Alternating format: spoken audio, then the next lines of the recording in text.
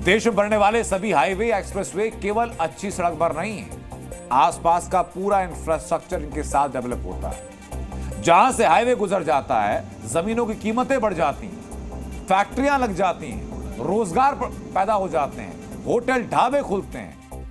लेकिन एक चीज है जिसको समस्या की तरह लिया जाता है, लेकिन समस्या है नहीं, वो है टोल टैक्स। लेकिन हाईवे क्षेत्र पर विकास भी तो होता है, बात तो उस पर भी होनी चाहिए।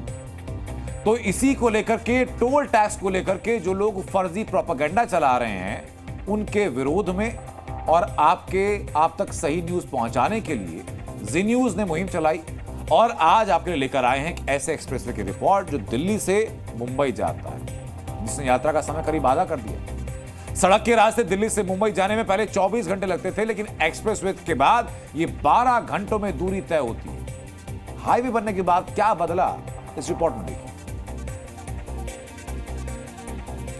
दिल्ली मुंबई एक्सप्रेसवे के इंपोर्ट एक्सपोर्ट में सकारात्मक बदलाव देखने को मिला है। एक्सप्रेसवे से यात्रा करने से देश का करीब 32 करोड़ लीटर फ्यूल बचेगा। इस एक्सप्रेसवे के इस्तेमाल से कार्बन डाइऑक्साइड जो पैदा होती है, उसमें 85 करोड़ किलोग्राम की कमी आएगी। सोचिए जरा कि आपके हमारी सांसें कितनी शुद्ध रहेंगी, प्रदूषण कम होगा।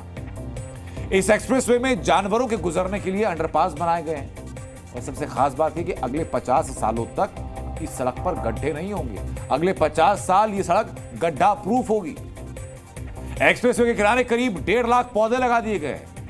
सीसीटीवी सर्विलांस सिस्टम लगा दिया गया है। दुर्घटना अगर होती है तो यहां हेलीपैड तक की सुविधा है।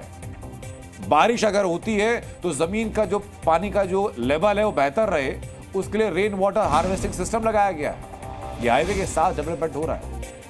मतलब यह कि जब किसी गांव या शहर से एक्सप्रेसवे हाईवे गुजरता है तो गांव और शहर अपने आप में विकासशील से विकसित होता जाता है। अब दिखाते हैं आपको कि क्या क्या खासियतें हैं इस एक्सप्रेसवे की।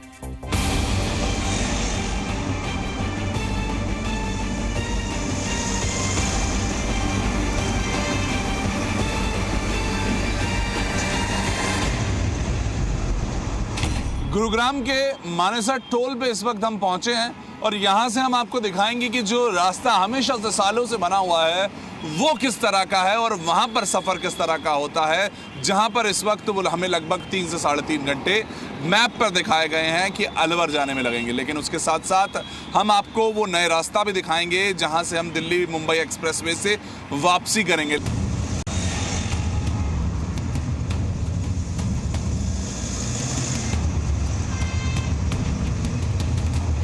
हमारा सफ़र चल रहा है इस वक्त राजस्थान की तरफ गुरुग्राम से, और उसके बीच में अगर मैं आपको ये तस्वीरें दिखाऊं NH 48 की, यानी कि वो जो स्टेट हाईवे इस वक्त किस तरह की सुविधाएं इस वक्त यहाँ पर देता है जो यात्री निकलते हैं। साइड में आपको यहाँ पर पूरी तरह से हर थोड़े कुछ देर बाद वो पैचेस नज़र आएंगे जिसमें पानी भरा हुआ है, बारिश के बाद समस्या होती है। और दूसरी तरफ इस हाईवे की अगर तस्वीरें दिखाऊं तो तस्वीरें कुछ ऐसी हैं कि वो जिस तरह से गड्ढे हैं, आप सोचें कि ऐसे किसी की कॉलोनी में भी गड्ढे होते होंगे तो शायद उसके लिए लड़नी शुरू हो जाती होगी।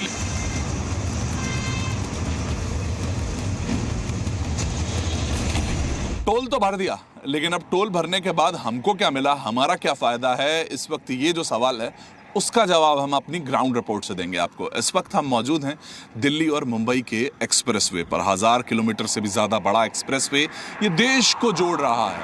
और आज हम इस वक्त गुरुग्राम के इस पॉइंट पर मैं खड़ा हूं जहां से ये एक्सप्रेसवे शुरू होता है, और अगर जयपुर तक कोई सफ़र करना चाहता है तो वो महज 2 घंटे के अंदर आज इस एक्सप्रेसवे पर सफ़र कर सकता है। और आज से पहले क्या होता था, यानी ये एक्सप्रेसवे नहीं था तो लगभग वही समय 4.5 से 5 घंटे का लगता था जब आप गुरुग्राम से जयपुर की तरफ सफ़र करते थे। और इसी के साथ साथ अब इस एक्सप्रेसवे पर टोल लिया गया, उसकी फीस ली गई, तो उसने आपको क्या दिया, आपको दी इस वक्त वो 2 लेन की बजाय ये देखिए आप जो आपको 4 लेन एक ही तरफ नज़र आ रही हैं, दूसरी तरफ 4 लेन है। वो सड़कें चौड़ी हुई, सड़कें बड़ी हुई, और वो हाईवे से आप इस वक्त एक्सप्रेसवे की तरफ हैं। ये एक्सप्रेसवे यानी कि कोई भी इसमें आ जा नहीं सकता, कोई जानवर की आपको इस वक्त समस्या नहीं। हर थोड़ी देर में सीसीटीवी है, हर थोड़ी दूर पर इस वक्त अगर आपको किसी तरह का असिस्टेंस चाहिए तो वो मिलेगा।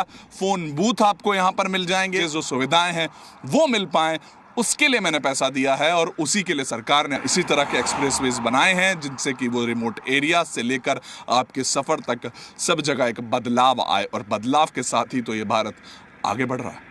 वरुण भसीन, जी मीडिया। जी न्यूज़।